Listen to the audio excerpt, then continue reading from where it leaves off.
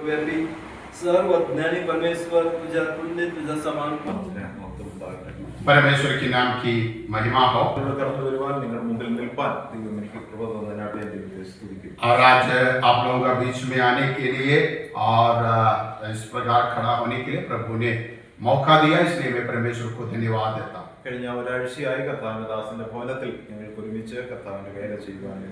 और पिछले एक हफ्ता से परमेश्वर के दास के साथ उनके परिवार घर में रहकर अलग अलग सेवा करने के लिए प्रभु ने मौका दिया। രാത്രി നിങ്ങളോട് ചേർന്ന് ഒരു രാത്രി ചെലവഴിപ്പാൻ ദൈവം നമുക്ക് കൃപ തന്നു, അതോർത്ത് ദൈവത്തെ സ്തുതിക്കുന്നു। और आज रात में यहाँ रहकर आप लोगों के साथ एक रात प्रभु की उपस्थिति में बिताने के लिए प्रभु ने सहायता किया, इसलिए परमेश्वर को धन्यवाद देता हूँ। എന്റെ സ്ഥലം കേരളത്തിലാണ്। मेरा जगह केरल में है। അവിടെയുള്ള അനേകം ഇവിടെയുള്ള പ്രവർത്തനങ്ങളെയും നിങ്ങളെയും പ്രാർത്ഥനയിൽ ഓർക്കുന്നുണ്ട്। और वहाँ के बहुत सारे लोग यहाँ का सेवकाई के लिए और आप लोगों के लिए भी प्रार्थना करते हैं। നമ്മൾ ഉപയോഗിക്കുന്ന എല്ലാ വചനം ബൈബിൾ എല്ലാം ഒന്ന് തന്നെയാണ്। और हम जो पवित्र वचन का पढ़ाई कर रहे हैं वो सब एक ही हैं। നമ്മുടെ ദൈവം ഒന്ന് തന്നെയാണ്। और हमारा परमेश्वर एक ही है। നമ്മുടെ പ്രാർത്ഥനയും ആ ദൈവം കേട്ട് നമുക്ക് മറുപടി തരും। और वही परमेश्वर हमारी सबकी प्रार्थना सुनने वाला और उत्तर देने वाला भी है। നാം പ്രാർത്ഥിക്കുകയും ദൈവവചനം പഠിക്കുകയും ചെയ്യണമെന്ന് ദൈവം ആഗ്രഹിക്കുന്നു। और परमेश्वर चाहते हैं हम निरंतर प्रार्थना करें और परमेश्वर के वचन का पढ़ाई में भी हम आगे बढ़े। ഇവിടെയുള്ള ഒരു സഭയിൽ ദൈവവചനം പഠിക്കുന്നു എന്നതോർത്ത് ഞാൻ ദൈവത്തെ സ്തുതിക്കുന്നു। और यहाँ की कलीसिया में आप लोग भी वचन पढ़ने में और सीखने में इतना तत्पर है, ये देखकर मैं बड़ा आनंदित हूँ और प्रभु को धन्यवाद देता हूँ। എല്ലാവരും ദൈവവചനം വായിക്കണം। और आप लोग सब परमेश्वर के वचन को पढ़ना है। മാത്രമല്ല അത് വ്യക്തിപരമായിട്ട് അത് പഠിക്കണം। और व्यक्तिगत रूप से परमेश्वर के वचन को सीखना भी है। അത് സംശയമുള്ളത് ദേവദാസന്മാരോട് അത് ചോദിക്കണം। अगर कोई उसमें कोई डाउट आते हैं तो वो परमेश्वर का दासों से पूछना है। അങ്ങനെ ഓരോ വചനവും ഹൃദിസ്ഥമാക്കി ദൈവവചനം എന്താണെന്ന് മനസ്സിലാക്കണം। और ऐसे परमेश्वर का वचन का एक एक वचन का मतलब क्या है, वो क्या बता रहे हैं, वो समझ के सीख कर हम आगे बढ़ना है। 1189 അധ്യായങ്ങളാണുള്ളത്। और 1199 अध्याय इस बाइबल में है। നമുക്കതൊരു വർഷം കൊണ്ട് വായിച്ചു തീർക്കാം। और हम चाहे तो एक साल में पूरा अध्याय पढ़ सकता है। നമുക്ക് സംശയമുള്ളതൊന്ന് അണ്ടർലൈൻ ചെയ്യാം। और हमें जो डाउट आते हैं उसको हम अंडरलाइन कर सकते हैं। ഇവിടെയുള്ള അല്ലെങ്കിൽ ദേവദാസനോട് അതിന്റെ സംശയങ്ങൾ ചോദിക്കാം। और यहाँ का और प्रभु का दास को उसका बारे में आपका जो डाउट है उसका बारे में पूछ सकता है। അത് നമ്മളോട് സംസാരിക്കുമ്പോൾ നമുക്കത് കേൾക്കാനായിട്ട് വരും। और जब वो वचन हमसे बात करेगा तब हम उसको सीखने का मौका मिलते हैं। ഞാൻ കർത്താവിനെ അറിഞ്ഞ കാലഘട്ടത്തിൽ और जब मैंने प्रभु का बारे में पहले सुना था उस जमाने का കർത്താവിനെ വേലയ്ക്ക് വേണ്ടി വേർതിരിച്ചപ്പോൾ और प्रभु ने मुझे अपना सेवा के लिए जब बुलाया, എനിക്കത് ക്ലിയർ ആയില്ല, ഇങ്ങനെയാണോ ദൈവം വിളിക്കുന്നത്। और उस समय में मुझे ये समझ में नहीं आया प्रभु सेवा के लिए ऐसा बुला रहे या नहीं है, ये डाउट मेरा जीवन में था। ദൈവമേ ദൈവവചനത്തിലൂടെ നിങ്ങൾ വെളിപ്പെടുത്തി തരണം। और मैंने परमेश्वर से प्रार्थना किया, प्रभु आप अपने वचन के द्वारा ये मुझे क्लियर करके दे। വചനം വായിച്ചുകൊണ്ടേയിരുന്നു। और मैं वचन पढ़ते ही रहा। ഒരു വചനം എന്റെ മനസ്സിലേക്ക് കടന്നു വന്നു। तब एक वचन मेरा मन में आया കുറെ ചോദ്യങ്ങൾ അവിടെ ഉണ്ടായി। और वहाँ कई सवाल थे। ആ ചോദ്യങ്ങൾ എനിക്ക് ഉത്തരം പറയാൻ കഴിയാത്ത ചോദ്യങ്ങളായിരുന്നു। और वो जो सवाल थे उसका जवाब मेरे पास नहीं था। യോബിന്റെ പുസ്തകത്തിലായിരുന്നു ആ ചോദ്യങ്ങൾ। अय्यूब का किताब में वो सवाल हम देखते हैं। അന്ന് അല്പം രാഷ്ട്രീയവും കാര്യങ്ങളും ഉള്ളതുകൊണ്ട് എല്ലാ ചോദ്യത്തിനും ഉത്തരം പറയുന്ന ഒരു തീക്ഷ്ണതയുണ്ടായി। और उस जमाने में मैंने जो राष्ट्रवादी लोगों के साथ था और इसकी वजह से कोई भी सवाल आता उसका जवाब ढूंढता था। പക്ഷേ ആ ചോദ്യങ്ങൾക്ക് എനിക്ക് ഉത്തരമില്ല। लेकिन जो परमेश्वर का वचन से जो सवाल मेरे सामने आया उसके लिए मेरे पास कोई जवाब नहीं था। എന്നാൽ അന്ന് രാവിലെ ഞാനൊരു സ്വപ്നം കാണുകയാണ്। और लेकिन उस दिन सुबह मैं जब सो रहा था मुझे एक स्वप्न मिला। യേശു ക്രിസ്തു എന്റെ അടുക്കൽ വന്ന അതേ ചോദ്യങ്ങൾ ചോദിച്ചതായിട്ട് ഞാൻ കണ്ടു। और मैंने ऐसा स्वप्न देखा कि प्रभु यीशु मसीह मेरे पास आके खड़े हैं और वो जो बाइबल में मैं पढ़ा था वही सवाल वो मेरे पास आके खड़ा होकर मुझसे पूछ रहे। അന്ന് പ്രഭാതത്തിൽ കുടുംബ പ്രാർത്ഥനയ്ക്ക് അതേ വേദഭാഗം ഞാൻ വീണ്ടും വായിച്ചു। और उस दिन सुबह हमारे घर में जो पारिवारिक प्रार्थना है उसमें भी जब हम लोग बाइबल पढ़ने के लिए बैठा वही सवाल हमारे सामने आया। ആ വചനം വീണ്ടും വായിച്ചപ്പോൾ ചിന്തിച്ചു, കഴിഞ്ഞ സ്വപ്നത്തിൽ ഞാൻ ചോദിച്ച കേട്ട അതേ വചനമാണല്ലോ ഈ പ്രഭാതത്തിൽ ഞാൻ और വായിച്ചു. सुबह जब प्रार्थना के लिए उस वचन से उस भाग के पढ़ रहा था, तब मेरा मन में ये याद आया, स्वप्न में जो प्रभु आकर मुझसे जो सवाल किया, वही सवाल बाइबल में ही दिख रहा है। ഞാൻ ചിന്തിച്ചു അതൊരു സ്വപ്നമാണ്, ഞാനത് തള്ളിക്കളഞ്ഞു. और मैंने पहले सोचा वो तो एक स्वप्न है, इसलिए मैंने उसको छोड़ दिया था। ആ ചോദ്യങ്ങളിലൂടെ ദൈവം സംസാരിച്ചത് ഇങ്ങനെയാണ്. उस सवालों के द्वारा परमेश्वर ने मुझसे ऐसी बात की, ഞാൻ നിന്നെ തെരഞ്ഞെടുക്കുവാൻ ആഗ്രഹിക്കുന്നു. और मैं तुझे चुनना चाहता हूँ, മനുഷ്യൻ കാണുന്നത് പോലെ നീ ഇനി കാണരുത്. और मनुष्य जो देखते वैसा तुम नहीं देखना, ലോകം ചിന്തിക്കുന്നത് പോലെ നീ ഇനി ചിന്തിക്കരുത്. जो संसार जो सोचते हैं वैसा तुम नहीं सोचना है। നീ എന്തിനാണ് എന്റെ കുറ്റങ്ങളെ അന്വേഷിക്കുന്നത്? और तू क्यों मेरा कमी को ढूंढ रहा है? നീ എന്തിനാണ് ക്വസ്റ്റ്യൻ ചോദിച്ച് ചോദ്യങ്ങൾ ചോദിച്ചു മാത്രം നിൽക്കുന്നത്? और तुम क्यों ऐसे वचन के सामने सवाल ही पूछते रहते हैं? ഇങ്ങനെ ഒരുപാട് ചോദ്യങ്ങളോട് और वहाँ कई सवाल ही ऐसा मेरा सामने आया, ഞാൻ ചിന്തിച്ചു അത് സ്വപ്നമാണ്. और मैंने ऐसा सोचा कि ये केवल स्वप्न है, ഇങ്ങനെയല്ല ദൈവം എന്നെ വിളിക്കുന്നത്. और ऐसा नहीं परमेश्वर कभी मुझे बुलाते। വീണ്ടും പ്രാർത്ഥിച്ചുകൊണ്ടിരുന്നു. और फिर से मैं प्रार्थना करते रहा, ഒരാഴ്ചയ്ക്ക് ശേഷം और एक हफ्ता के बाद അതേ പുസ്തകത്തിലെ മറ്റൊരു വാക്യം എന്നോട് ദൈവം और സംസാരിച്ചു. उसी किताब से और एक वचन के द्वारा प्रभु मुझसे बात की, അവിടെ ഇങ്ങനെ എഴുതിയിരുന്നു, और वहाँ ऐसा लिखा था, മനുഷ്യർ ഉറങ്ങുമ്പോൾ मनुष्य जब सो जाते हैं അവരുടെ ഗാഢനിദ്രയിൽ और उनकी गहरे नींद में, രാത്രിയിൽ रात का समय में, സ്വപ്നത്തിൽ തന്നെ स्वप्न में ദൈവം അവരോട് परमेश्वर उनसे, ദൈവത്തിന്റെ അരുളപ്പാടുകളെ തുറന്നു. और परमेश्वर की वाणी को परमेश्वर उनको सुनाते हैं। ഞാൻ എന്തുകൊണ്ടത് പറഞ്ഞു എന്ന് ചോദിച്ചാൽ, हमें क्यों ये बात बताए आपको?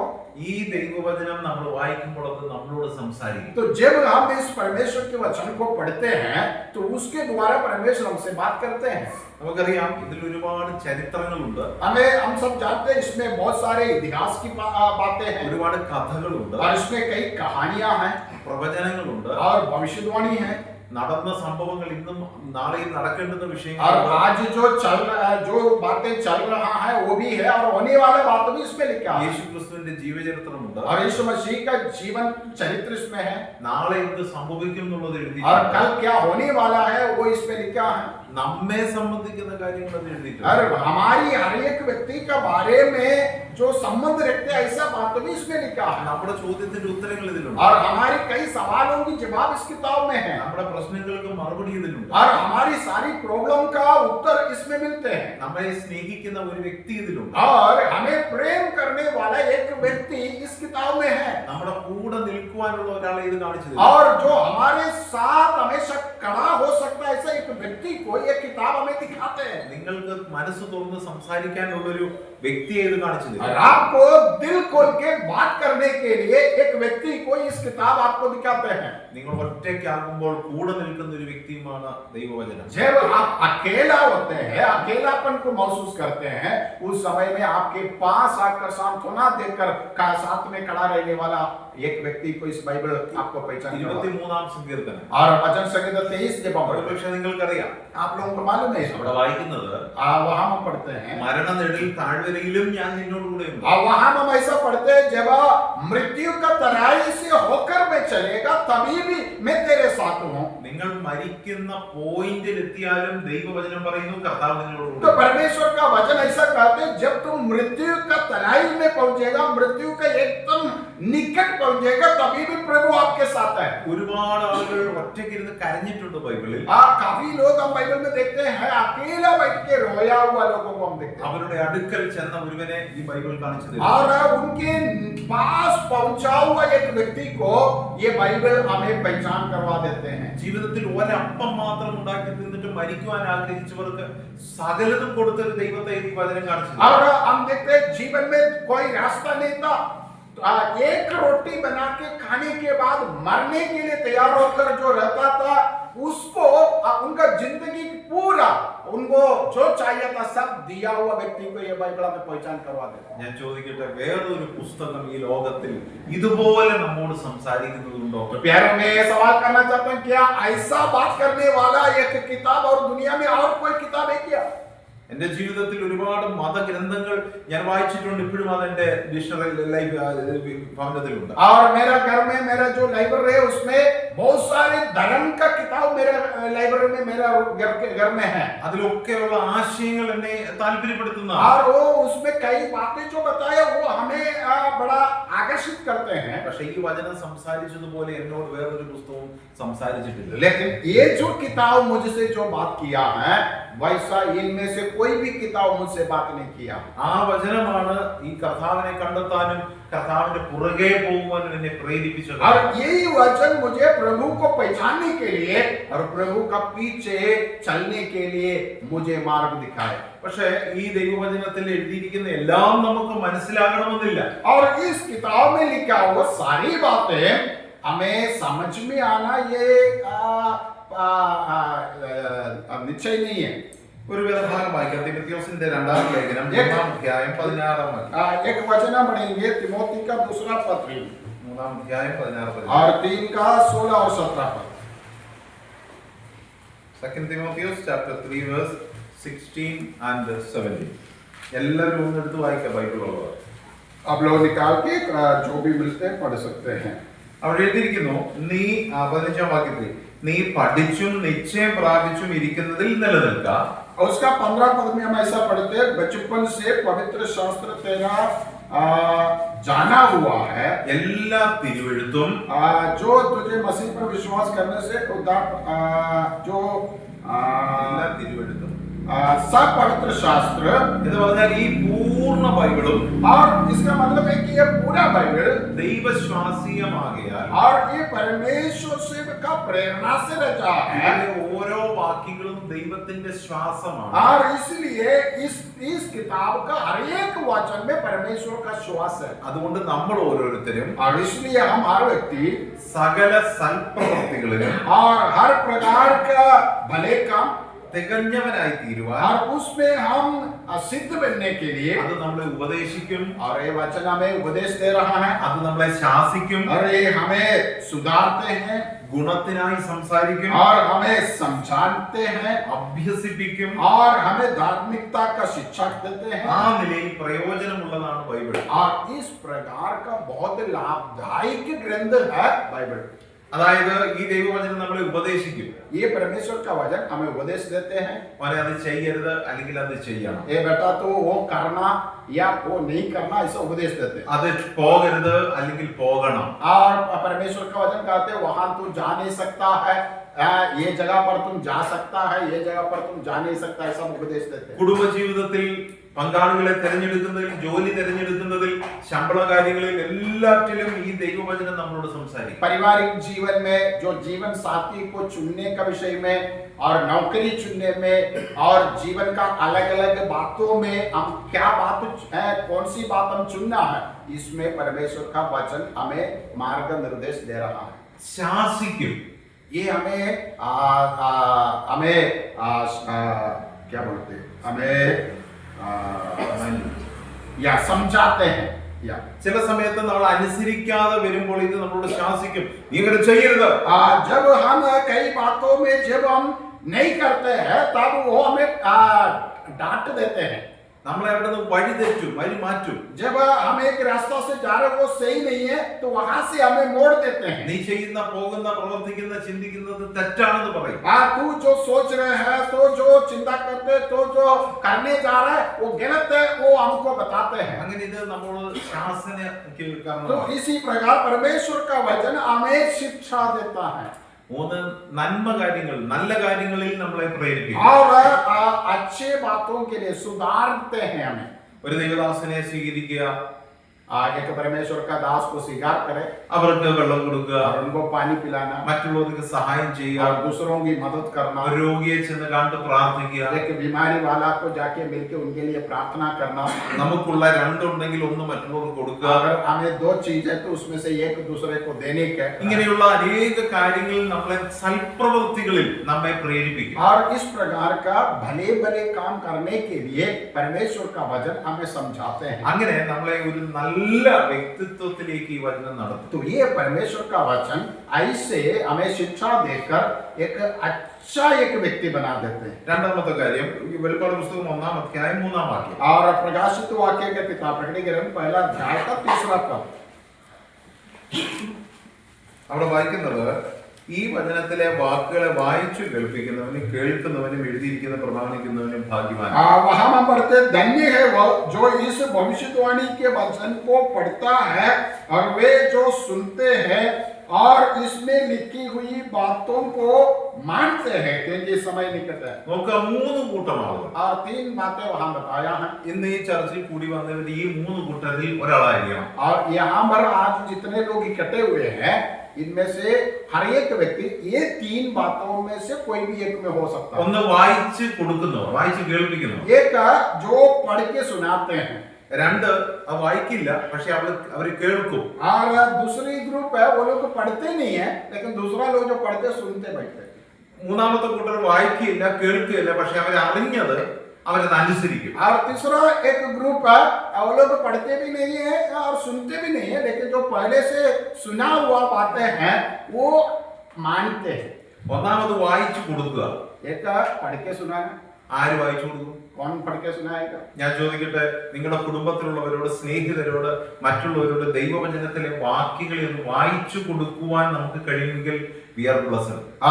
प्यारों में ये कहना चाहता हूँ आप अपना घर का लोगों को, आपका मित्र लोगों को, पड़ोसी को और किसी को परमेश्वर का वचन का कुछ वचन पढ़कर उनको सुनाने के लिए आपसे हो सकता है तो आप धन्य हैं.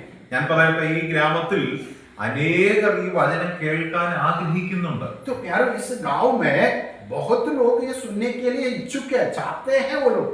ഇവിടെ ഇരിക്കുന്ന ഓരോരുത്തരുടെയും ഉത്തരവാദിത്വമാണ് ഇത് വായിച്ച് അവർക്ക് കൊടുക്കുക. यहाँ बैठे हुए आप सबका एक एक व्यक्ति की जिम्मेवारी है कि उनको सुनाना. നിങ്ങൾ ഒരു തവണ वचനം വായിച്ച് കേൾക്കുവാൻ അവർക്കിടയായാൽ അവർ കർത്താവിനെ അറിഞ്ഞാൽ നിങ്ങൾക്കുള്ള പ്രതിഫലം വലുതായിരിക്കും. हाँ तो प्यारो आप एक बार जब वचन पढ़ते हैं वो लोग सुनने के लिए अवसर अगर मिल जाता है तो आपको मिलने वाला प्रतिफल बहुत बड़ा है. നിങ്ങൾക്ക് അറിയാവുന്ന വചനം മറ്റുള്ളവരോട് പറയാതിരിക്കരുത്. आप जो वचन जानते हैं वो आप दूसरों को बताना बिना कभी नहीं रहना है. ഒരിക്കൽ ഒരു പെൺകുട്ടി ആത്മഹത്യ ചെയ്യാൻ തീരുമാനിച്ചു. एक बार एक लड़की आत्महत्या करने का निर्णय लिया. എന്നാൽ അതിനു മുമ്പ് അവൾക്ക് തോന്നി ദേവദാസിനെ വിളിച്ചൊന്ന് ചോദിക്കണം ഇത് ശരിയാണോ തെറ്റാണോ. लेकिन वो लड़की को ऐसा लगा कि मैं आत्महत्या करने जा रहा है लेकिन उसका पहले परमेश्वर का दास को थोड़ा फोन करके पूछेंगे विश्वासी आत्महत्या करे तो ठीक है क्या गलत है. ഞാൻ ആ വ്യക്തിയോട് റൂമിൽ കടന്ന് സംസാരിക്കാൻ ആഗ്രഹിച്ചു. വന്നാൽ ഇരിക്കാം. और मैंने उस लड़की को बोला आओ अंदर आओ बैठो. അത് 2-3 കാര്യങ്ങൾ കാണിച്ചു. അല്പം വിഷം, ഒരു ബ്ലേഡ്, ഒരു സാരി. और उन्होंने 3 बात मुझे दिखाया. एक ब्लेड दिखाया और एक कुपी में जहर दिखाया और साथ में एक साड़ी जैसे कपड़ा. അവർ പറഞ്ഞു അങ്കിൾ ഞാൻ മരിക്കുവാൻ തീരുമാനിച്ചിരിക്കുന്നു. और उसने बोला अंकल मैं मरने के लिए निर्णय लिया. ഞാൻ പറഞ്ഞു ബെസ്റ്റ്, ഗുഡ്, വെരി ഗുഡ്. और मैंने बोला बहुत अच्छी बात है. നീ അങ്ങനെ തീരുമാനമെടുത്തെങ്കിൽ എത്രയും പെട്ടെന്ന് ചെയ്യുക. और मैंने बोला अगर तो ऐसा निर्णय लिया है तो जल्दी कर. കാരണം അതിന് 10-20 വയസ്സുള്ള ഒരു കുട്ടിയാണ്. क्योंकि वो ये 20 साल की उम्र वाली लड़की है. നമ്മൾ പറയില്ല ആ പ്രായമുള്ള ഒരു കുട്ടി ഒരു കാര്യം തീരുമാനിക്കുന്നത് ഒരു ചൈൽഡിഷ് ആണ് നമ്മൾ പറയുന്നത്. ये 20 साल की उम्र हो गया वो एक लड़की एक निर्णय लेते वो बचपने का खेले ऐसा हम बोल नहीं सकता. ആ കുട്ടി ബൈബിൾ വായിക്കുന്ന കുട്ടിയാണ്. ആ കുട്ടിയുടെ പിതാവ് പള്ളിയിലെ വലിയ ചുമതലപ്പെട്ട ഒരു മനുഷ്യനാണ്. और वो लड़की बाइबल पढ़ने वाला एक लड़की है और उनका पापा चर्च का एक बड़ा नेतृत्व स्थान में बैठने वाला व्यक्ति. പക്ഷേ ഈ ബൈബിളിലെ വാക്യങ്ങളൊന്നും കുട്ടിയുടെ ഹൃദയത്തിലില്ല. और ये बाइबल का कोई भी वचन उनका हृदय में नहीं है. അപ്പൊ ഞാൻ പറഞ്ഞു കുട്ടി നീ ചെയ്യുന്നത് ബെസ്റ്റ് ആണ്, ഡു ഇറ്റ്. और मैंने उसको बोला तू जो करने के लिए अभी निर्णय लिया है वो अच्छी बात है जल्दी करो. അപ്പോൾ അവർ ചോദിച്ചു ഇതിൽ ഏതാണ് സിമ്പിൾ. और उसने पूछा मैंने 3 चीज लेके आए उसमें से किस चीज से मरना आसान होता है. ഞാൻ പറഞ്ഞു സോറി ഞാൻ ട്രൈ ചെയ്തിട്ടില്ല. तो मैंने बोला मैं तो कभी तो करके देखा नहीं है. പക്ഷേ ഇത് 3 അപകടമാണ്. लेकिन ये तीनों में खतरा है. ബെസ്റ്റ് സാരി ആയിരിക്കും. मैंने बोला एकदम अच्छा तो साड़ी पे लड़का ना वही अच्छा होगा। അപ്പോൾ ആ കുട്ടി ചോദിച്ചു, അങ്കിൾ എന്താ ഇങ്ങനെ പറയാ? तो वो लड़की ने पूछा अंकल क्यों ऐसा बात करते हैं? കാരണം നിങ്ങൾ വരുമ്പോൾ അത് ചെയ്യരുതേ എന്നല്ലേ പറയാ. वो लड़की ऐसा सोचने लगा तो जब ऐसा आते तो कोई क्या बोलेगा, ऐसा मत करना ऐसा ही बोलेगा, लेकिन करने के लिए बोल रहा। പക്ഷെ ഞാൻ പറയുന്നു നിങ്ങൾ ചെയ്തു. तो मैंने बोल रहा है कि तुम करो। അപ്പോൾ ആ കുട്ടി ചോദിച്ചു, ഞാൻ ചെയ്യുന്നത് പാപമല്ലേ? तो वो लड़की ने पूछा कि मैं जो कर रहे हूँ वो पाप नहीं है क्या? ഞാൻ തിരിച്ചു ചോദിച്ചു, ആണെന്ന് നിങ്ങൾക്ക് തോന്നുന്നുണ്ടോ? मैंने उस लड़की से पूछा तुमको क्या लग रहा है, पाप है या नहीं है, क्या लग रहा है? അപ്പോൾ ആ കുട്ടി പറഞ്ഞു, ബൈബിളിൽ അങ്ങനെയൊക്കെ പറയുന്നില്ലേ? तो वो लड़की ने मेरे से बोला बाइबल में ऐसा लिखा है ये पाप है। ഞാൻ ചോദിച്ചു, ഉണ്ടോ? तो मैंने पूछा बाइबल में ऐसा लिखा है क्या? ഉണ്ടെങ്കിൽ നിങ്ങൾ ചെയ്യുന്നത് തെറ്റാ. तो मैंने बोला बाइबल में अगर ऐसा लिखा है तो तू जो कर रहे हो वो पाप है। ആ കുട്ടി പറഞ്ഞു, ഞാൻ അങ്ങനെയൊക്കെ വായിച്ചിട്ടുണ്ട്. तो वो लड़की ने बोला मैं ऐसा तू पढ़ा है। പ്രിയപ്പെട്ടവരെ, എനിക്ക് മറുപടി പറയാൻ വയ്യാഞ്ഞിട്ടല്ല. मेरे को उसको बोलने के लिए आते नहीं, इसलिए मैं ऐसा सवाल नहीं कर रहा है। എല്ലാ ദൈവമക്കളുടെ ഉള്ളിൽ അല്പവചനമുണ്ട്. हर परमेश्वर के लोगों का बच्चों का हृदय में थोड़ा वचन तो है, പക്ഷെ നമ്മൾ അതിനെ മനഃപൂർവ്വം അടച്ചു വെച്ചിരിക്കും. लेकिन हम जानबूझ के उस वचन को दबा के रखा। എനിക്ക് നല്ല വിദ്യാഭ്യാസമുണ്ട്. मैं अच्छा पढ़ा लिखा हूँ എനിക്ക് ചില ഭാഷകൾ അറിയാം. और मुझे कई भाषा जानते हैं, എനിക്ക് ഒരുപാട് കാര്യങ്ങൾ അറിയാം. मुझे बहुत कुछ जानकारी है, അതുകൊണ്ട് ഇത് എന്നോട് അങ്ങനെ സംസാരിക്കണം. इसलिए ये मुझसे ज्यादा बोलना मत। അപ്പോഴാണ് ഇങ്ങനെയുള്ള ചിന്തകൾ നമ്മുടെ ജീവിതത്തിലേക്ക് വരുന്നത്. जब हम ऐसा विचार में आते तब शैतान ऐसे बातें हमारे मन में लेके आते। ഞാൻ ആ കുട്ടിയോട് പറഞ്ഞു, ഇത് പാപമാണെന്നും ഞാൻ ചെയ്യുന്ന തെറ്റാണെന്നും നിനക്ക് ബോധ്യമുണ്ടെങ്കിൽ മാത്രം ബാക്കി ഞാൻ നിന്നോട് സംസാരിക്കും. और मैंने उस लड़की से ऐसा बोला अगर तुमको लग रहे हैं तू जो करने के लिए निर्णय लिया वो पाप है और परमेश्वर का वचन में उसका पाप के रूप में बताया, ऐसा विचार तुम्हारे मन में अगर आया है तो मैं तुमसे बात करने के लिए അവൾ പറഞ്ഞു, തീർച്ചയായിട്ടും അങ്കിൾ സംസാരിക്കാം. तो उसने वो लड़की ने बोला हाँ मुझे ऐसा विचार है तो आप मुझसे बात कीजिए। ചില വാക്യങ്ങൾ ആ വ്യക്തിയെ കൊണ്ട് ഞാൻ വായിപ്പിച്ചു. और मैंने बाइबल का कई वचन उनको पढ़ने के लिए बताया അങ്ങനെ വായിച്ചു വന്നപ്പോൾ और जब वो वचन पढ़ के आगे आया അവൾ പറഞ്ഞു, അങ്കിൾ മതി, और वो लड़की बोला अंकल बस, എനിക്ക് യേശുവിനെ എന്റെ ഹൃദയത്തിൽ സ്വീകരിക്കാം. और मुझे यीशु को उद्धारकर्ता के रूप में स्वीकार ഞാൻ करना। ചെയ്തത് തെറ്റായിരുന്നു. और मैंने जो बताया वो सब गलत है, ഞാൻ ചിന്തിച്ചത് തെറ്റായിരുന്നു. और मैंने ऐसा जो सोचा है वो भी गलत है। ഞാൻ അവിടെ ഉപദേശം പറഞ്ഞില്ല. मैंने वहां उनको कोई सिद्धांत का विषय नहीं बोला, ഞാൻ ആ വ്യക്തിയെ ശാസിച്ചില്ല. मैंने उसको डांटा नहीं, പക്ഷെ ഇത് രണ്ടും ചെയ്തത് ദൈവവചനമാണ്. और मैंने ऐसा नहीं किया, लेकिन वो दोनों क्या कौन किया, परमेश्वर का वचन किया। പക്ഷെ അതിലൂടെ അന്ന് രാത്രി ആ കുട്ടി കർത്താവ് യേശു ക്രിസ്തുവിനെ അറിഞ്ഞു. और उसके द्वारा उस रात में उस लड़की प्रभु यीशु मसीह को उद्धारकर्ता प्रभु जानकर ग्रहण किया। ഇങ്ങനെ അനേക വ്യക്തികളുടെ ജീവിതത്തിൽ എക്സാമ്പിൾ എനിക്ക് പറയാനുണ്ട്. और बहुत सारे ऐसा लोगों का जीवन के बारे में आपको दृष्टांत के रूप में बताने के लिए मेरे पास है। ഞാൻ ആ വചനം വായിച്ചു കൊടുത്തു. मैंने उसको वचन पढ़ के सुनाया ആ കുട്ടി അത് കേട്ടു. और वो लड़की उसने सुना അത് ശരിയാണെന്ന് ബോധ്യപ്പെട്ടു. और उसको समझ में आया ये सही है, അവൾ അത് അംഗീകരിച്ചു. और उसने अंगीकार किया അവൾ ഒരു പുതിയ മനുഷ്യനായി മാറി. और उस लड़की एक नया व्यक्ति बन गई। ഇന്ന് രാത്രി അതേ വചനമാണ് നമ്മുടെ മുമ്പിലുള്ളത്. तो प्यारो वही वचन आज रात में हमारा सामने भी है। ദൈവം പറയുന്നു, നിങ്ങൾ ഒന്നുകിൽ വായിച്ചു കൊടുക്കുക, और परमेश्वर का वचन कहते एक तुम पढ़ के सुनाओ, അല്ല നിങ്ങൾക്ക് വായിക്കാൻ അറിയില്ലെങ്കിൽ अगर तुम पढ़ने को नहीं आता മറ്റുള്ളവർ പറയുന്നത് നിങ്ങൾ കേൾക്കുക. तो दूसरा जो लोग जो पढ़ते हैं या बोलते हैं वो तुम सुनो। ആ കേൾക്കണമെങ്കിൽ ഇങ്ങനെയുള്ള ക്ലാസ്സുകളിൽ നിങ്ങൾ വരണം. और अगर ऐसा सुनना है तो ऐसा बाइबल क्लास जब होते हैं उसमें आना है। അതുപോലെ മാധ്യമങ്ങളിൽ നിങ്ങൾക്ക് വചനം കേൾക്കാം. और उसी प्रकार जो मीडिया के द्वारा भी आपको सुनने का मौका मिलता है। ഓരോ വചനത്തിലും ഒരു ദൂതുണ്ടായിരിക്കും. हर एक संदेश में आपके लिए परमेश्वर का कुछ संदेश रहता है ഓരോന്നും നിങ്ങൾ ഓരോരുത്തരോടുമായിരിക്കും. और परमेश्वर का वो जो संदेश है आप हर एक व्यक्ति से होगा। നിങ്ങൾക്കറിയാമോ, ബേണിംഗ് ഹെൽ എന്ന് പറഞ്ഞൊരു ഇംഗ്ലീഷ് ഫിലിം ഉണ്ട്. अंग्रेजी में ऐसा एक मूवी है जो बर्निंग हेल ऐसा नाम है। ക്രിസ്തീയ സമൂഹത്തിൽ ഒരുപാട് യൂസ് ചെയ്തുകൊണ്ടിരിക്കുന്ന ഒരു ഫിലിമാണ്. हमारा मसीही लोगों का बीच में, ईसाई लोगों का बीच में वो फिल्म बहुत प्रचार करते जाते हैं। അതിന്റെ ഒരു ഭാഗം ഇങ്ങനെയാണ്. और उसका एक भाग ऐसा है, രണ്ട് സുഹൃത്തുക്കൾ, दो मित्र लोग, അവർക്ക് രണ്ട് പുതിയ ബൈക്കുണ്ട്. उन दोनों को दो नया बाइक है new style dressing, hair style എല്ലാം ന്യൂ സ്റ്റൈലാണ്. और वो लोग जो नया पीढ़ी का जैसा का वस्त्र है और बाल भी ऐसा कटा है, ऐसा एकदम नया लुक में है। അവർക്ക് പ്രസംഗിക്കുക, പാടുക, പള്ളി പരിപാടി അതൊന്നും ഒരു താല്പര്യമില്ലാത്ത കാര്യം. अरे दोनों लड़का दोनों जवान ऐसा है, उनको गाना गाना, प्रार्थना करना, वचन सुनना, चर्च में जाना ये पसंद नहीं है. അവർക്ക് കൂട്ടുകാർ കൂടി പല കാര്യങ്ങൾ, ഈ ലോകത്തിലെ എല്ലാ കാര്യങ്ങളും, അതൊക്കെയാണ് നമുക്ക് സന്തോഷം. उनका वो दोनों को खुशी है कि अपना मित्रों के साथ मिलकर दुनिया के रीति पर मजा मस्ती करना, वही उनको पसंद है. ഒരിക്കൽ യാദൃച്ഛിക ഒരു മീറ്റിംഗിൽ പുറകിൽ അവർ വന്നിരുന്നു. एक दिन में ऐसा यादृच्छिक रूप से एक मीटिंग के पीछे आके वो लोग बैठे. അല്പനേരം കേട്ടിട്ട് അവർക്ക് ബോറടിച്ചു. ഒരു കൂട്ടുകാരൻ പറഞ്ഞു, ഞാൻ പോവുക, നീ വരുന്നെങ്കിൽ വരിക. और थोड़ा देर बैठने के बाद सुन के उनको कंटाल लग गया, तो एक ने बोला चलो मैं जा रहा, तो आ रहे तो आओ. അപ്പൊ മറ്റേയാൾ പറഞ്ഞു, എടാ കുറച്ചു നേരം കൂടി ഇരുന്നിട്ട് പോകാം. तो दूसरा ने बोला अरे थोड़ा देर और बैठ के सुनेंगे उसके बाद. ആൾ പറഞ്ഞു, അല്ല ഞാൻ പോവുകയാണ്. तो दूसरा ने बोला नहीं मैं जा रहा. അപ്പോൾ രണ്ടാമത്തവന് പറഞ്ഞു, എന്നാ ഞാനും വരും. तो दूसरा ने बोला तू जा रहा है, तो ठीक है मैं भी आ അവർ रहा. രണ്ട് ബൈക്കുകളിൽ അതിവേഗം റോഡിൽ സർക്കസ് കാണിക്കാൻ. और दोनों ने अपना दोनों बाइक लिया और रोड पे बहुत स्पीड में अपना हंगामा दिखाना चालू कर दिया. ഒരുവൻ മുന്നേ പോയി, और एक आगे से निकल गया മറ്റവൻ പുറകിലായി. और दूसरा पीछे जा रहा. അല്പം കഴിഞ്ഞ് മറ്റേ പുറകിലുള്ളവൻ മുമ്പിൽ ചെന്നപ്പോൾ ഒരു ആക്സിഡന്റ് കണ്ടു. और जो पीछे हो गया था वो पीछे से चला के जब गया तो आगे एक एक्सीडेंट देखा. തന്റെ സുഹൃത്ത് തലയറ്റ് ബൈക്കിൽ ആക്സിഡന്റ് ആയി കിടന്നു. और जब वो देखा तो उसका जो मित्र जो पहले भाग कर चला के गया, वो उसका सिर कट कर दूर पड़ा है. അത് അദ്ദേഹത്തിന് വലിയൊരു ദുഃഖമായി. और उस व्यक्ति को ये बहुत बड़ा दुख हो गया. ആ പള്ളിയിൽ നിന്ന് നാം കേട്ട വചനം ഇതായിരുന്നു. और वो जो चर्च में वो मीटिंग में बैठ के उसने सुना हुआ वचन उसको याद है. ദൈവവചനം കേൾക്കാതെ നിങ്ങൾ പോകുന്ന നരകത്തിലാണ്. और वहां प्रचार कर रहा था कि आप परमेश्वर का वचन को सुनना बिना जाते तो नरक में जाएगा, ऐसा बोल रहा. നിങ്ങൾക്ക് രക്ഷപ്പെടാനുള്ള കഴിയില്ല. और आपको वहां भेजने के लिए कोई मार्ग नहीं होगा. അവിടെ തീയാണ്. और वहां आग जलते हैं. ഇത് കേട്ടിട്ട് അവർക്ക് ഇഷ്ടപ്പെടാനാണ് പോയത്.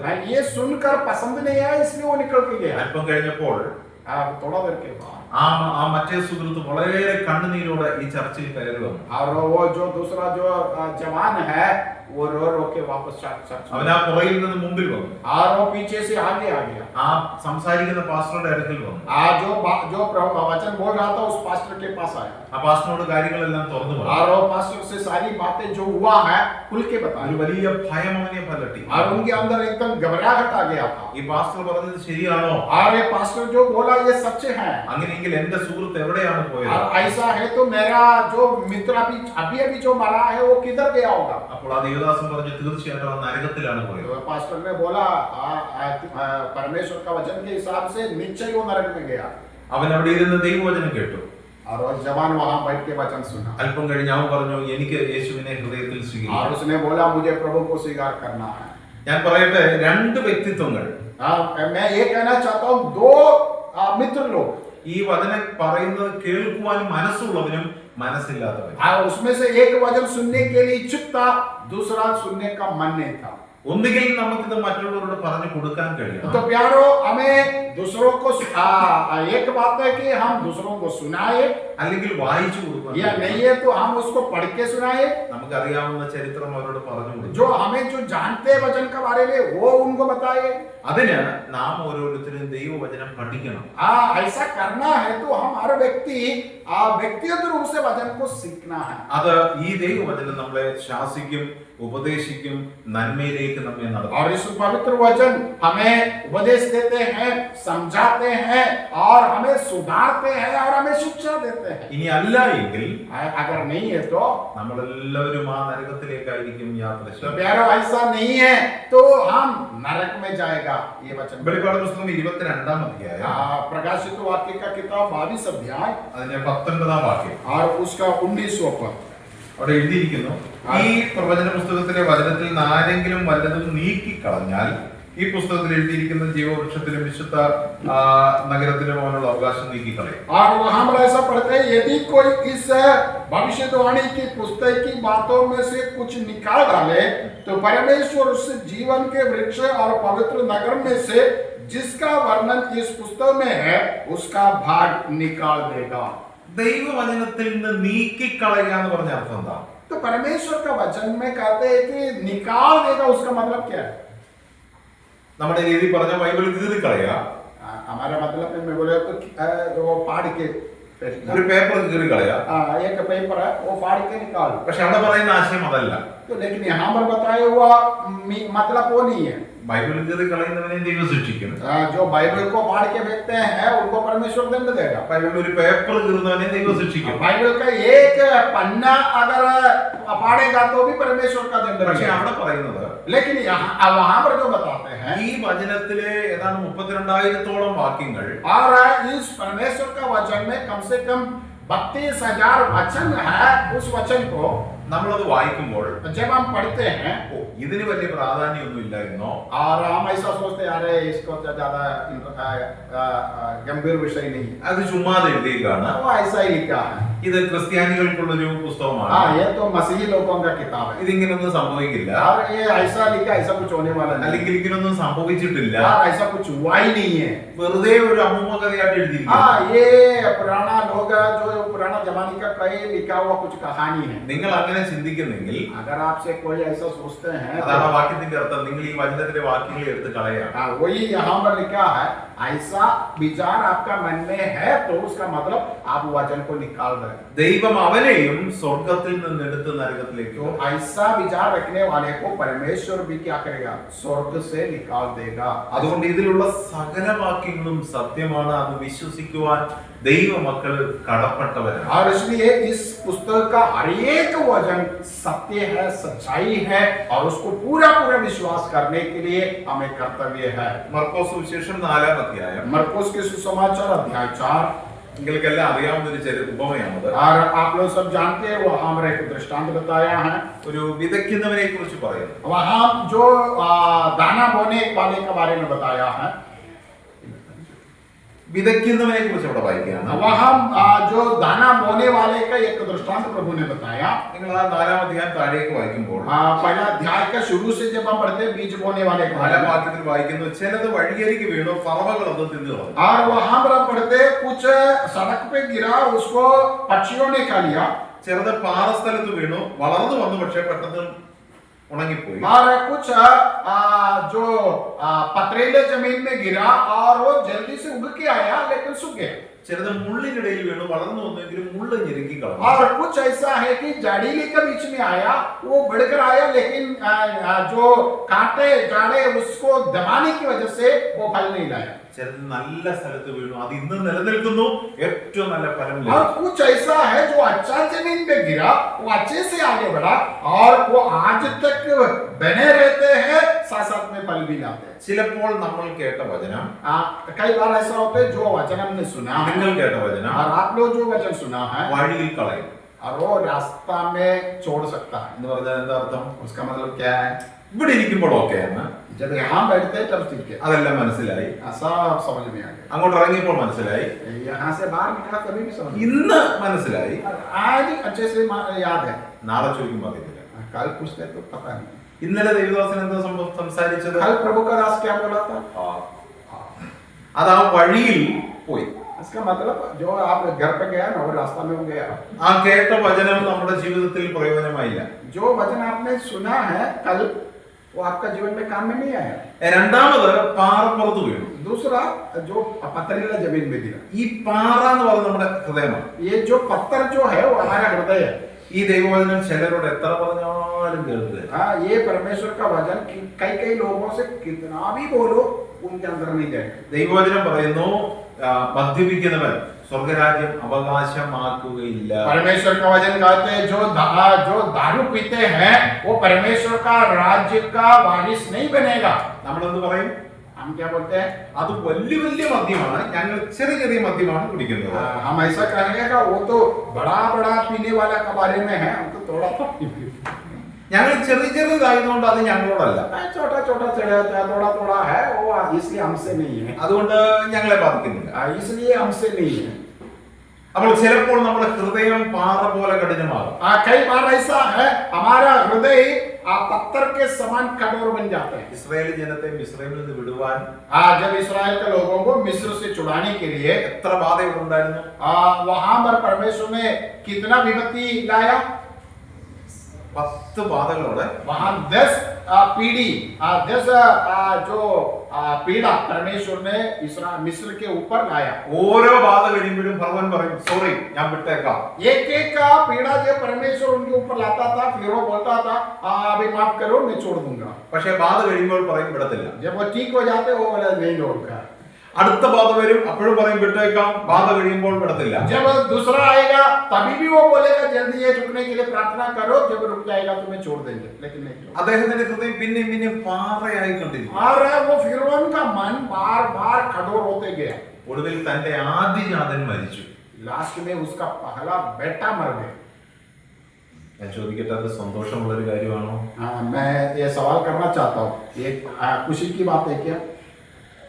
ഈ ദൈവവചനം കേൾക്കുകയും അംഗീകരിക്കുകയും ചെയ്യാതെ നമ്മുടെ ജീവിതം പാറയിൽ നിന്ന് അതിനെ റിജക്ട് ചെയ്താൽ ഇതായിരിക്കും നമ്മുടെ ജീവിതത്തിന്റെ അനുഭവം. तो मैं प्यारो आप समझ लेना, परमेश्वर का वचन जब बार बार हम सुनते हैं तो हमारे हृदय को हम कठोर करके उस वचन को हम त्यागते रहेगा, तो अंत में यही होगा।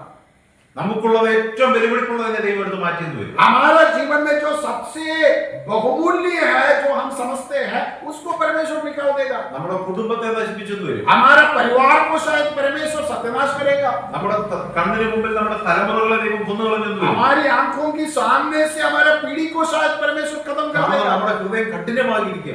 क्योंकि हमारा हृदय कठोर हो गया है। ഫറവോൻ അലിഞ്ഞോ?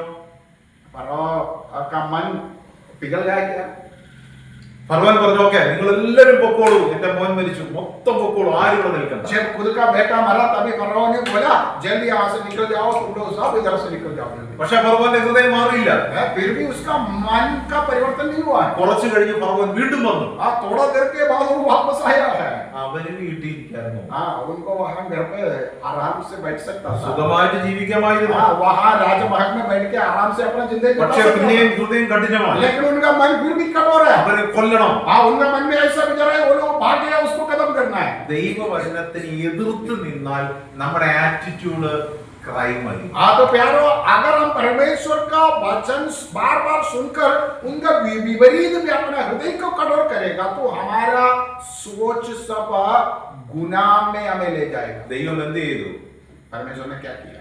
ആ നദിയുടെ ഉള്ളിൽ അവനെ മുക്കി കൊന്നുകളഞ്ഞു. और परमेश्वर ने उस पानी में उसको डुबा के खत्म कर दिया। ആ യോർദാന്റെ ഉള്ളിൽ അവനെ നശിപ്പിച്ചു. और उस जो लाल समुद्र की पानी में उसको डुबा के सत्यानाश कर दिया उसको। പ്രിയപ്പെട്ടവരെ, ഇന്നും നിങ്ങൾ ആ നദിക്ക് അടിയിലിറങ്ങി ചെന്നാൽ ഫറവോന്റെ ആ രഥങ്ങളുടെയും മറ്റും അവശിഷ്ടങ്ങൾ ഇന്നും കിടക്കും. और आज भी उस समुद्र की नीचे का भागों में उस मिस्रियों का रथों का चीजें वहां नीचे पड़ा है आज भी। അത് കാണിക്കുന്നത് നിങ്ങളുടെ ഹൃദയം കഠിനമാക്കരുത്. और वो क्या बताते हैं हमसे?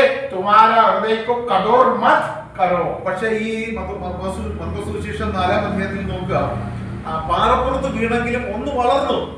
यहाँ देखिए आप मरकुस के सुसमाचार अध्याय 4 में जब हम देखते हैं, वहां जो पथरीले जमीन में जो गिरा है वो थोड़ा तो उग के आया है।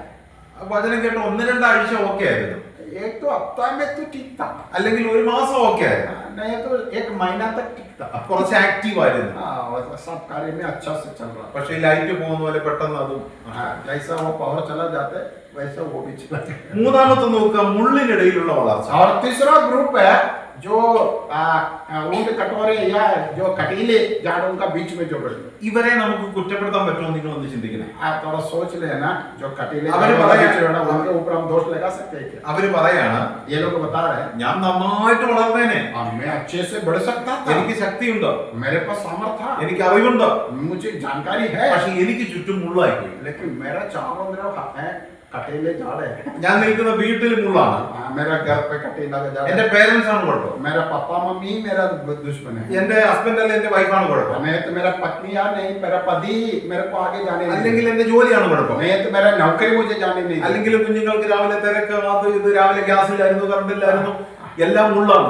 मतलब मेरा घर पे पूरा कटीला है, चाहे बच्चा प्रॉब्लम करते हैं, खाना बनाना है, वो करना ये करना, ऐसे पूरा कटीला है मेरे घर पे। നമ്മൾ 100,000 റീസൺസ് പറയും. हम कई रीजन बताते हैं। അതുകൊണ്ട് ആ റീസൺ വെച്ചുകൊണ്ട് നമ്മൾ അതിനിടയിൽ വളരുന്നില്ല. इसलिए हम बताते हैं कि वो जो सांप कटीला को हम देखते हैं, इसलिए उसका बीच में हमको बढ़ने को नहीं हो रहा है। പക്ഷെ അവിടെ വായിക്കുന്നു ആ വിത്ത് വളർന്നു. लेकिन यहाँ पर हम पढ़ते हैं वो बड़ा है, ആ മുള്ളുകൾ അതിനെ അങ്ങ് ഞെരുക്കി കളഞ്ഞു. और वो जो कटीला झाड़े हैं उनको दबा दिया। ആരായി മുള്ളുകൾ? कौन है ये ये जो कांटे कटीले हैं? മാതാപിതാക്കളോട് പറയാം, നിങ്ങൾ ആ മുള്ളുകളാകരുത്. और माँ बाप को बोलना, आप मेरा आत्मिक जीवन का बढ़ोतरी के लिए कटीला झाड़ मत बनना। ഒരു കൊച്ചുകുട്ടി ഒരു പേപ്പറിൽ ഒരു പട്ടിയുടെ പടം വരച്ചോണ്ട് ഒരു റൗണ്ട് ഒരു വരെയും 4 വരെയും. और एक छोटा बच्चा ने एक पेपर में एक कुत्ता का चित्र बना के लाया और 2 राउंड बनाया और 2 लाइन खींच लिया और डंडा खींच लिया, एक कुत्ता का चित्र हो गया। ആ കുട്ടിയെ സംബന്ധിച്ച് ഇത് പെർഫെക്റ്റ് പിക്ചറാണ്. और वो बच्चा के आंखों से देखा तो मैंने बहुत अच्छा बनाया। അമ്മയെ സംബന്ധിച്ച് പിക്കാസോയുടെ പിക്ചറാണ് ഏറ്റവും വലുത്. लेकिन मम्मी के पास लेके मम्मी बोलेगी ये क्या है, कुत्ता है क्या? दूसरा अच्छा पिक्चर दूसरा है। ആ വലിയ പ്രൊഫഷണൽ പിക്ചേഴ്സ് വരച്ചു വെച്ചിട്ടുണ്ട്, അതാണ് ബെസ്റ്റ്. हाँ, बहुत अच्छे कलाकारों ने जो बना के रखा वही मम्मी के लिए वही ठीक है। ആ മമ്മിയെ കുട്ടിയോട് ശകാരിച്ചു, കൊണ്ടുപോടാ ഇത് എടുക്കാണ്, പേപ്പർ എടുത്ത് കീറിക്കളാം. और मम्मी ने बच्चा को देखा ये क्या बना के रखा, वो फाड़ के रख दिया, दूसरा है, ये ठीक नहीं है। ആ കുട്ടിയുടെ ജീവിതം കീറിക്കളഞ്ഞതുപോലെ തന്നെ ദുഃഖമായി. और वो बच्चा को ऐसा दुख होते है, उनका जिंदगी को मम्मी ने फाड़ दिया, ऐसा उनको लग रहा है। ഓരോ കുഞ്ഞുങ്ങളുടെ പ്രായത്തിലും നമ്മൾ മുള്ളുകളായി തീരരുത്. हाँ, ये एक बच्चा का जो बढ़ते आ रहा है उनका उम्र के हिसाब से हम उसको कटीला झाड़ मत बनना। ആ പ്രായത്തിൽ മുള്ളുകളാകുമ്പോൾ നമ്മൾ ചെയ്യുന്നത് അവരെ ഞെരുക്കി കളയുകയാണ്. जब हम ऐसे बच्चों को साथ ऐसा व्यवहार करते हैं तो हम उसको क्या कर रहे हैं, उसको दबा रहा है, दबाने वाला कटीला झाड़ बन जाते हैं। എന്റെ സമയം അവസാനിക്കുകയാണ്. मेरे समय समाप्त हो रहे हैं। ഒരു ആശാരിയായ ഒരു പിതാവ്, और एक सुतार वाला एक पिता, ഒരു മകനുണ്ട്. उनको एक लड़का था അല്പം മൂശാട്ടയാണ്. और वो थोड़ा क्या बोलते हैं मस्ती करने वाला। അദ്ദേഹത്തിന്റെ റൂമുണ്ട്, അദ്ദേഹത്തിന്റെ ഉരുപ്പടികളൊക്കെ സൂക്ഷിക്കുന്ന ഒരു സ്ഥലം. और पिता ने जो अपना सुतार का काम करने वाला चीज सब रखने वाले के कमरा है। വൈകിട്ട് ജോലി കഴിഞ്ഞുവല്ലോ പിതാവിന്റെ കയ്യിൽ ഒരു പൊതി, മോന് കൊടുക്കാനുള്ള ഒരു പലഹാരത്തിന്റെ പൊതി ഉണ്ടാവും. जब शाम को पिता काम करके घर पे आते समय में वो कुछ खाने का चीज बेटा के लिए खरीद के अपने हाथ में लेके आते हैं। അവൻ അതാണ് ലക്ഷ്യം. और ये बेटा हमेशा पापा आने के लिए देख के इंतजार करके बैठे। ഒരു ദിവസം അപ്പൻ വന്നപ്പം പൊതി ഉണ്ടായിരുന്നു. അവൻ അത് ആ റൂമിൽ വെച്ചിട്ട് പറഞ്ഞു, മോനെ ഇപ്പൊ നീ റൂമിൽ കയറരുത്, ഞാൻ പോയിട്ട് വന്നിട്ട് ഞാൻ നിനക്ക് തരാം. और एक दिन पापा ने खाने का चीज तो लेके आए लेकिन उसका हाथ में नहीं दिया, जाके रूम में रखा और बेटा को बोला तो अभी रूम में मत जाना, ऐसा बोला। അപ്പോൾ ഇവനൊരു ആഗ്രഹം, എന്തായിരിക്കും ആ പൊതിയിൽ ഉണ്ടായിരുന്നത്? और लड़का के मन में ऐसा विचार है कि उसमें क्या होगा। അവൻ അത് അറിയാതെ ഒരു സമാധാനമില്ല. जब तक वो नहीं जानते लड़का को शांत नहीं हो रहा। അമ്മ പറഞ്ഞു, നീ പോകരുത്, അപ്പൻ എന്നെ അടിക്കും. और मम्मी ने बोला तू नहीं, पापा ने मना किया तो उस कमरे में मत जाना, नहीं तो पापा मारेगा। അവൻ സാധിക്കട്ടെ, അമ്മ കാണാതെ അവൻ അതിനുള്ളിൽ കയറും. और वो थोड़ा देर ऐसा बैठा लेकिन उसको बैठने को नहीं हो रहा है और मम्मी से चुप के वो अंदर गया। അവൻ അവിടെ എല്ലാം നോക്കി ആ പൊതി ഇരിക്കുന്നുണ്ട്. और वो रूम में पूरा ढूंढा तो वो उसको मिल गया, वहां रखा है। അതിലൂടെ നടന്ന് അവൻ ആ പൊതിയുടെ അടുക്കലെത്തി. और वो चल के उसके पास पहुंचा അവന്റെ കാല് ആ ഉള്ളിയുടെ സൈഡിൽ കൊണ്ടു. और उसका पाव उसका जो काटने वाला जो चूरी जैसा है उसमें लग गया വലിയൊരു മുറിവ് സംഭവിച്ചു. और उसका पाव पड़ गया ചോര ഒഴുകാനായിട്ട് തുടങ്ങി. और खून बहने चालू हो गया। അവൻ മുറിഞ്ഞു എന്ന് പറഞ്ഞപ്പോൾ അവൻ തിരിച്ച് അമ്മയുടെ അടുക്കൽ ഓടി. जब उसका पाव में चोट लगा, उसको लग गया तो वो वापस मम्मी के पास भागा। അമ്മ അവനെ ചേർത്ത് പിടിച്ച് മുണ്ടിന്റെ ഒരു അറ്റം കീറി അവന്റെ കാലിൽ കെട്ടി. और मम्मी ने उसको साथ में लिया और कपड़ा फाड़ के उसका पाव बांधा।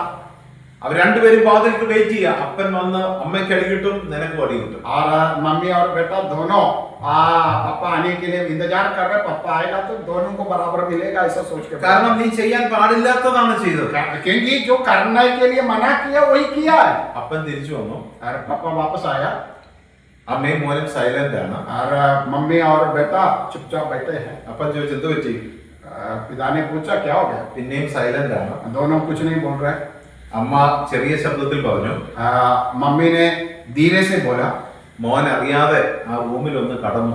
तो हमारा बेटा वो अनजान से वो रूम के अंदर थोड़ा गया। ആ സ്ഥാനത്ത് ഞാൻ ചോദിക്കട്ടെ, നമ്മൾ എന്ത് ചെയ്യും? उस समय में हम क्या करेगा? അവനെ അടിക്കണോ, എടുത്ത് നിലത്തടിക്കണോ, അവനെ കൊല്ലണോ, എന്ത് ചെയ്യണം? और हम उस समय में क्या करें? उस बेटा को डांटेगा या मारेगा या पीटेगा, क्या करेगा? അവിടെ നല്ലൊരു മുള്ളായിട്ട് നമുക്ക് മാറാം. अब वहां हमें एक कटीला झाड़ बन सकता है. അപ്പൻ പെട്ടെന്ന് ദേഷ്യത്തിൽ ഒരു വടി വാലിയിൽ ഇരുന്ന് ഊരിയത്. और पापा ने तुरंत वहां में का जो चढ़ी रखा था उसको निकाल दिया അവനെ പിടിച്ച് അടിക്കാനായിട്ട് തുടങ്ങി. और उसको पकड़ के मारने चालू कर दिया. അപ്പോഴാണ് അവിടെ എല്ലാം ബ്ലഡ് കിടക്കുന്നത്. तभी वो देखा उधर पूरा खून पड़ा है. അപ്പന്റെ കയ്യിൽ നിന്ന് വടി താഴെ വീണു. और पापा का हाथ से जो चढ़ी है वो नीचे गिर गई. ആ മോന്റെ പിടിവിട്ടു. और उसको छोड़ दिया पिता. അമ്മയോട് ചോദിച്ചു, ഇതെന്താണ് ഈ ബ്ലഡ്? तो मम्मी से पूछा ये क्या है, इधर पूरा खून दिख रहा है. അവന്റെ കാലറിയാതെ ആ ഉളിയിൽ കൊണ്ട് മുറിഞ്ഞു. और उसका पाव वहां जो चाकू रखा है उस पर लग गया. ആ പിതാവ് തന്റെ മകനെ എടുത്ത് തോളിലേക്ക് എടുത്തു. और तुरंत वो पिता ने उस बेटा को उठा के कंधे पे ले लिया. ആ മകന്റെ മുഖത്ത് 1000 ഉമ്മ കൊടുത്തു. और उस बेटा का गाल में चुम्बन दे दिया. ആ കാല് പിടിച്ച് ആ മുറിവിൽ 2-3 ഉമ്മ കൊടുത്തു. और वो पाव पकड़ के जहां चोट लगा वहां चुम्बन दे दिया. ആ മകനോട് പറഞ്ഞു, മോനെ, ഇതുകൊണ്ടാണ് നീ ആ റൂമിൽ പോകരുതേ എന്ന് ഞാൻ നിന്നോട് പറഞ്ഞു. और पापा ने उसको बोला, बेटा इसलिए मैंने तुमको बोला है तुम उस कमरे में नहीं जाना. കാരണം നിന്റെ ശരീരത്താണ് ബ്ലഡ് പോയതെങ്കിലും അത് എന്റെ ചോരയാണ്. और तुम्हारा पाव से जो खून गया है लेकिन वो मेरा खून है. ആ മകന് സത്യം മനസ്സിലായി. और वो बेटा को बात समझ में आई. പിതാവിന്റെ സ്നേഹം മനസ്സിലായി. और पिता का प्रेम समझ में आया. പിതാവിന്റെ ലാളന മനസ്സിലായി. और पिता मुझसे कितना प्यार करते वो बच्चा को समझ में आया. പിന്നെ ഒരിക്കലും ആ മകന് പിതാവിനെ അനുസരണക്കേട് കാണിച്ചില്ല. और फिर कभी भी वो बेटा वो पिता का अनाज्ञाकारी कभी नहीं बना. എന്നാൽ തിരിച്ച പിതാവ് അവിടെ ഒരു മുള്ളായി തീർന്നിരുന്നുവെങ്കിൽ, लेकिन वो पिता वो बेटा के लिए एक काठिला झाड़ जैसा बन जाता तो क्या होता. ആ മകന്റെ ജീവിതം തന്നെ അവസാനിക്കുമായിരുന്നു. शायद तो बेटा का जिंदगी वहां खत्म हो जाता. നമ്മുടെ ജീവിതത്തിൽ നമ്മുടെ തലമുറകളെ അല്ലെങ്കിൽ നമ്മുടെ പങ്കാളിയെ മുള്ളായി എതിർക്കുവാനല്ല, അല്ലെങ്കിൽ നേരിടുവാനല്ല, വളരെ സ്നേഹത്തോടെ ഒരു പൂ പോലെ നേരിടുവാൻ നമുക്ക് കഴിയും. तो प्यारो, हमारा बच्चा हो या हमारा जीवन साथी हो, उनके लिए हम एक कटीला झाड़ मत बनना, बल्कि उनसे बहुत प्रेम से उनके साथ हम व्यवहार करना है ताकि वो हमेशा हमें माने. നമ്മുടെ കുടുംബത്തിലെ കുഞ്ഞുങ്ങൾ പറയുന്നത്, എന്റെ അപ്പനും അമ്മയും എനിക്ക് വലിയൊരു മുള്ളാണെന്ന് പറയാൻ ഇടയാകരുത്. कभी भी हमारा बच्चा हमारा बारे में जिंदगी में बोले कि मेरा पापा मेरा मम्मी मेरे लिए एक कटीला झाड़ जैसा था. അവർ ആഗ്രഹിക്കുന്ന സ്നേഹം കൊടുക്കുവാൻ നമുക്ക് കഴിയും. वो लोग जो चाहते हैं वो प्रेम देने के लिए हमसे होना है. അവരോട് ക്ഷമിക്കുവാൻ കഴിയും. और उनकी गलती को माफ करने के लिए हम सीखना है. കുഞ്ഞുങ്ങളോട് പറയട്ടെ, और बच्चों से मैं बताना चाहता हूँ, മാതാപിതാക്കളെ സ്നേഹിക്കുവാൻ നിങ്ങൾക്ക് കഴിയും. और आप भी अपना माँ बाप को प्रेम करने के लिए सीखना. അവരുടെ കണ്ണിന് മുമ്പിൽ നിങ്ങൾ ഒരു മുള്ളായി തീരും. और उनकी आंखों के सामने तुम उनके लिए एक काटे जाड़े मत बनना. നമുക്ക് വേണ്ടി അധ്വാനിക്കുന്ന മാതാപിതാക്കളോട് നിങ്ങൾ ചെന്ന് പറയണം, അപ്പ അമ്മ ഐ ലവ് യു. और जो तुम्हारा माँ बाप तुम्हारे लिए जो मेहनत कर रहे, कष्ट उठा रहे और काम करके तुमको आगे बढ़ा रहे, उनके पास जाके उनको बार बार बोलना, पापा मम्मी मैं आपको प्रेम करता हूँ. ഒടുവിൽ ആ വിത്ത് നല്ല സ്ഥലത്ത് വീഴുക. और वही है जो अच्छा जमीन में गिरा हुआ एक दाना, ഏറ്റവും നല്ല ഫലം. और उसमें अच्छा फल आते हैं. 2000 വർഷങ്ങൾക്ക് മുമ്പ് 2000 साल पहले ഈ ഭൂമിയിലേക്ക് എന്റെ കർത്താവ് ഇറങ്ങി വന്നു. और इस पृथ्वी पर मेरा प्रभु यीशु मसीह आया തന്റെ ജീവൻ ഇവിടെ വിതച്ചിട്ട് പോയി. और अपना जीवन यहाँ पर बो के चला गया. അതുകൊണ്ട് നേടിയെടുത്ത വിത്തുകളാണ് ഞാൻ നിങ്ങൾ. तो प्यारो, उसका जीवन इस पृथ्वी पर बोने के कारण उसको मिला हुआ फल है मैं और आप. നമ്മുടെ ജീവിതം നഷ്ടപ്പെട്ടു പോകാനിടയാണ്. हमारा जीवन कभी नष्ट नहीं होना है. ഈ വചനം നമ്മളോട് സംസാരിക്കുന്ന और വചനമാണ്. इस वचन हमसे बात कर रहा है ഇത് വായിക്കുക, പഠിക്കുക. और इसको पढ़ना है, सीखना है. ഒരിക്കലും ഇതിനെ മാറ്റി വെക്കരുത്. और कभी भी हम इसको साइड में फेंकना मत. ഒരിക്കലും മണ്ണില്ലാത്തടത്ത് വീണു പോകാനിടയാതെ. और कभी भी हम ऐसा जमीन में गिरा हुआ बीज नहीं होना जहाँ मिट्टी नहीं है. ഇന്ന് രാത്രി കേട്ട വചനം ഈ പോകുന്ന വഴിയിൽ നഷ്ടപ്പെടരുത്. और आज रात में आप जो वचन सुना है वो वचन जाते हुए रास्ता में नष्ट नहीं करना. നമ്മുടെ തലമുറകളുടെ ആത്മീയ വളർച്ചയ്ക്ക് മുമ്പിൽ നമ്മളൊരു മുള്ളായി തീരുന്നു. और हमारी आने वाला पीढ़ी का सामने उनका बढ़ोतरी के लिए हम कटीला झाड़ मत നമ്മുടെ बनना. കർത്താവ് വേഗം മടങ്ങി വരും. हमारा प्रभु जल्दी आने वाला है। നമ്മുടെ സകല കഷ്ടതകൾക്കും കണ്ണുനീരിനും വന്ന പ്രതിഫലം और हमारी सारी क्लेश और सारा दुख और सारी पीड़ा के लिए वो प्रतिफल देगा। ദൈവവചനം അനുസരിച്ചതിന് അന്ന് പ്രതിഫലം തരും. और परमेश्वर का वचन को जो माना उसको प्रतिफल मिलेगा। ഈ വചനം ചേർത്ത് പിടിച്ചതിന് ദൈവം നിങ്ങളെ അനുഗ്രഹിക്കും. और इस परमेश्वर का वचन को आप जो साथ में रहेगा उसके लिए प्रतिफल मिलेगा। ഇതിനു വേണ്ടി മരിച്ചാൽ ഏറ്റവും വലിയ പ്രതിഫലം ദൈവം തരും. और अगर इस परमेश्वर का वचन के लिए आप अपना जीवन को कुर्बान कर देगा तो उसके लिए सबसे बड़ा प्रतिफल आपको मिलेगा। ആ ഒരു തീരുമാനത്തോടെ ഇന്ന് രാത്രി മടങ്ങും. और उस निर्णय के साथ आज रात को हम वापस लौटें നിങ്ങളോട് എല്ലാവരോടും ദൈവം സംസാരിക്കും. और आप सबसे परमेश्वर बात करें। ഈ അവസരം തന്ന ആ പ്രിയപ്പെട്ടവർക്ക് നന്ദി അറിയിച്ചുകൊണ്ട് എന്റെ വാക്കുകൾ ഞാൻ ചൊല്ലുന്നു. और मुझे इस अवसर दिया हुआ सबको मेरा आभार प्रकट करते हुए मैं समाप्त